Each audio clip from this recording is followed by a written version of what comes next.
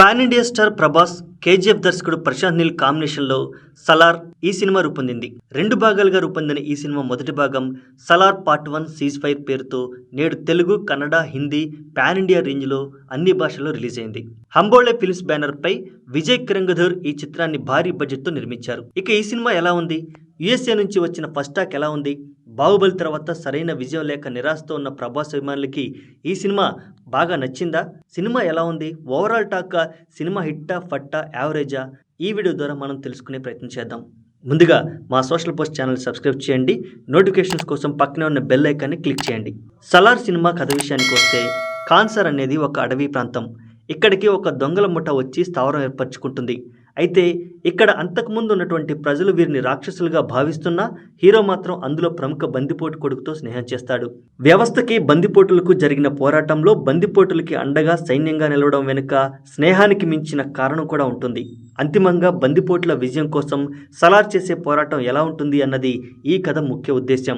సినిమాలో plus points విషయాన్ని గనక పరిశీలిస్తే, సినిమాలో 3 పవర్ఫుల్ క్యారెక్టర్లు డిజైన్ చేశాడు ప్రశాంత్ నీల్. 1 హీరో ప్రభాస్ అయితే, 2 పృథ్వీరాజ్ సుకుమారన్, 3 శృతి హాసన్. జగపతి బాబు సహాయ పాత్రలో ఒక సర్ప్రైజ్ గా నిలుస్తాడు. అది మాత్రం పక్కా. మాస్ ఎలివేషన్స్ తో సినిమా ఉగ్రం, కేజీఎఫ్ 1 and 2లకి ఏమాత్రం తీసిపోని విధంగా ఉంది.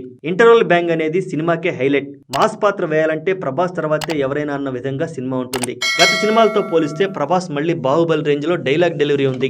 ప్రతి ఎలివేషన్ డైలాగ్ లో తనదైన పర్ఫార్మెన్స్ ఇచ్చి అలరించాడు. శృతి హాసన్ పాత్ర నిడివి తక్కువగా ఉన్నప్పటికీ తాను బాగా ఎంటర్టైన్ చేసింది.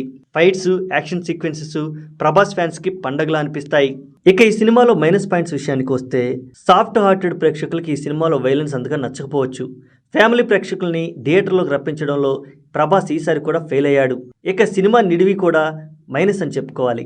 సెకండ్ హాఫ్లో కొన్ని సన్నివేశాలు బాగా ల్యాగ్ అనిపించాయి. మ్యూజిక్ సేమ్ కేజీఎఫ్ ట్రాక్స్ వాడిన ఫీలింగ్ కలిగినప్పటికీ స్టోరీలో బాగా ఇమిడిపోయాయి.